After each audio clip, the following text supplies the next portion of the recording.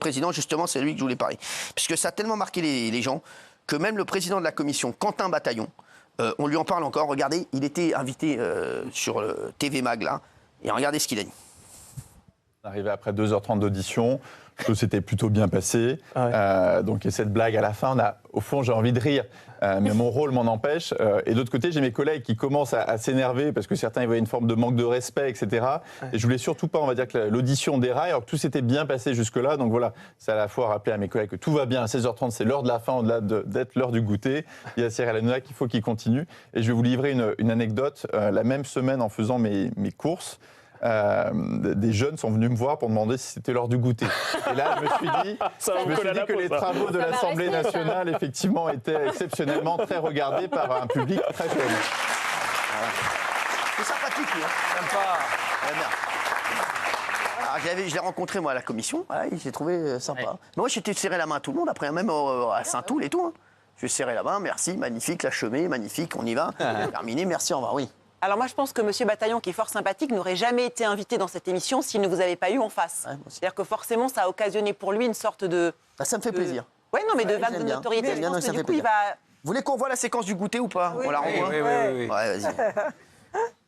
J'ai vraiment besoin que vous répondiez vraiment très direct. Est-ce que vous avez déjà dit? Il n'est pas utile de le redire. Et je prends mon goûter à 16h30 également. S'il vous plaît. Non, alors, mes chers collègues, vous en faites pas. À 16h30, c'est juste la fin de l'audition. Les questions de goûter ne concernent pas vraiment effectivement cette audition.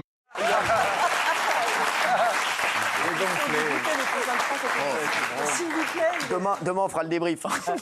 Demain, on fera le débrief de nos amis. Je peux vous dire que là, ils vont y aller. Bon, ça va être marrant. Vous allez voir toute cette équipe-là. Je peux vous dire que ça va leur faire tout drôle. Les chéris, lors d'un déplacement en Guyane, si vous connaissez Marine Pondelier, la secrétaire nationale d'Europe Écologie des Verts, elle s'est filmée devant un arbre. Elle a expliqué qu'elle reviendrait chaque année afin d'observer sa pousse. Cette vidéo, forcément, elle a suscité de vives réactions parce que la patronne des écologistes, pour alerter sur la planète, elle va voir pousser un arbre en Guyane en avion tous les ans. Ou je sais pas, plusieurs fois par an. Donc, elle ferait mieux d'aller à la forêt de Fontainebleau, ça nous coûtera moins cher. Donc, regardez.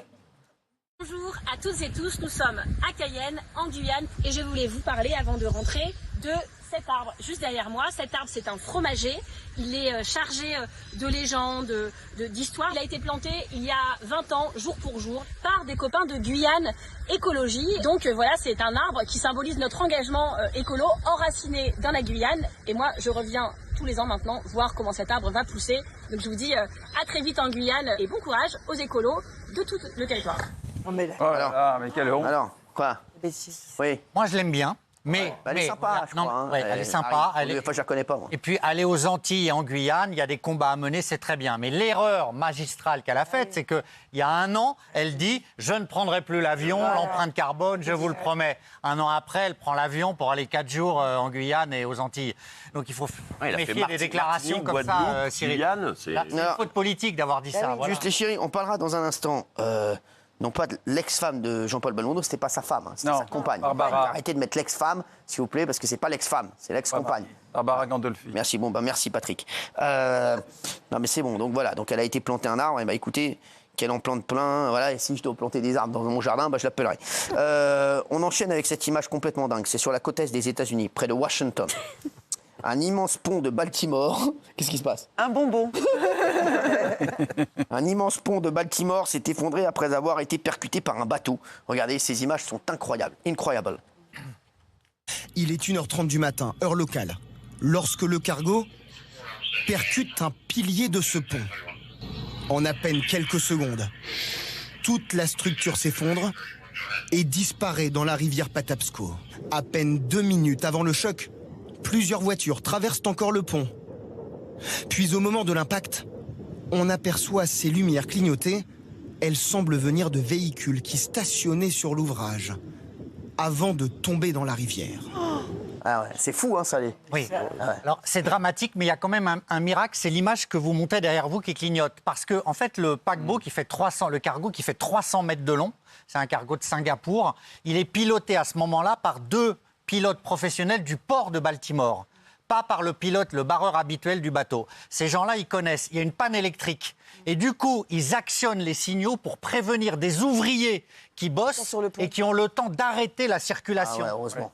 C'est des héros. Fort. Ce qui fait que le bilan est déjà dramatique, évidemment, mais ça aurait pu être terrible si toutes les voitures ne s'étaient pas arrêtées avant. Les ouvriers ont super bien travaillé pour amortir le Pour vent. l'instant, il y a quand même 9 personnes Oui, qui bien sont sûr. tombées à l'eau, 7 disparues, dont Ouais. on se doute que ça va être, bien à sûr. mon avis, fatal, et 2 qu'on a réussi à repêcher.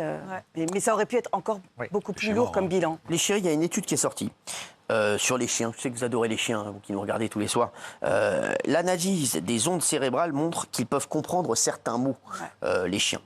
Lila Magyari, chercheuse en université en Hongrie, vous voyez, ça ne vient pas des États-Unis. Eh bien, en fait, à l'aide d'électrodes posées sur leur crâne, les scientifiques ont enregistré leur activité cérébrale. Ils ont fait ça sur 18 chiens et apparemment, les chiens comprennent quand on leur parle. Hein. Voilà. C'est-à-dire qu'ils mettent un encéphalogramme, et il y avait 17 chiens, et les maîtres prononcent le nom d'un objet et montrent.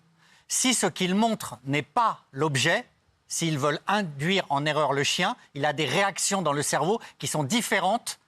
Alors que si c'est le même objet, le bon mot, le bon objet, eh ben le chien a une réaction de contentement, par exemple. Mais son cerveau, donc, marque. C'est-à-dire qu'ils font le lien, c'est la première fois qu'on détecte cette intelligence. Ils font le lien entre l'objet et le mot qui s'y rapporte et qui le caractérise. C'est énorme. Évidemment. Mais tous ceux qui ont des chiens... On le sait déjà. On le sait. Bien sûr. Par exemple, moi, je disais au mien, à Farouk, je disais... Va chercher la gamelle. Mais alors, moi, je m'emmerdais pas du tout. Moi, je Il allait chercher Daniel. Il revenait avec Daniel. Il est revenu avec la gamelle dans la bouche. Non, ah ouais. Mais ils comprennent très bien. C'est vrai. dit qu'en moyenne, Mais moi, un chien- moi, je vais vous dire, mon chien, Nala, je vous jure que c'est vrai, pareil. Je lui ai dit, va chercher ma mère. La dernière fois, elle marchait comme ça, je vous jure que c'est vrai. Elle va sur le canapé, elle est comme ça, elle est sur mon manteau parce qu'elle sait que je pars quand j'ai des trucs. Elle a pris les clés, elle est montée dans la voiture, elle a mis le contact avec Moi, je suis là en train Ah d'écouter. ben, évidemment, mais c'est les chiens de Cyril, c'est normal. J'ai vu le lien, je commence. Non, mais on dit qu'un chien peut jusqu'à retenir et comprendre jusqu'à 300 mots. Non, C'est ah ouais. énorme. Ah, c'est plus que nous. Plus, bah oui. C'est plus que les humains. C'est plus que nous. Un chien il comprend plus de mots que nous. On peut en tout cas intégrer Non, mais 300 mots, c'est quand même énorme. ça va. Jean-Michel. Pour voir si tu t'étais pas endormi. Parce que les chats, quand ils comprennent, ils bougent la tête dans un sens ou un autre. Ouais, Ils c'est bougent pas vrai. la tête, c'est qu'il a pas compris. T'as raison, ouais. Toi, par contre, quand tu comprends, tu bouges la queue d'un connard sur le contraire du chien. Hein, exactement, bah, bien sûr. Ouais, oui. Moi, j'ai des discussions avec mes chiens, on a des débats. Ah ouais. On a parlé de l'affaire Inès Reg hier, ils étaient choqués. Non, en vrai, les chiens, quand par exemple, ils retiennent certains mots, par exemple, promener, balle. Exactement. Et quand tu dis même dans une discussion sans parler à eux, que tu dis promener, ça les excite directement. Ils sont bien plus intelligents qu'on Non, le mais croit. je sais, mais moi, Et ma ils chienne, sentent. quand je lui dis oseille, c'est comme Bah ça. oui. Et non, je parlais de l'herbe, je vais mettre de l'oseille. Voilà. Non, Ils sentent quand on part et quand on revient, mais très très loin. C'est-à-dire que si vous arrivez, vous êtes à 300 mètres de chez vous, ils sais. vous sentent arriver. C'est incroyable quand même. Je sais, mais ouais, c'est un truc de fou. Moi, parfois, on sait quand quelqu'un va venir à la maison, même parce que le chien. Ouais. Et moi, donc, je sais qu'il y a quelqu'un qui arrive et je me mets à la porte, et en fait, la personne arrive 15 minutes après, donc je suis comme un con à la porte comme ça. C'est magnifique, voilà, très bien. Gilles Verdès, t'as pas de chien? Non, j'ai pas de chien. Ouais, bah, il te supporterait pas. On va en avoir un bientôt. Non, mais c'est vrai. Allez.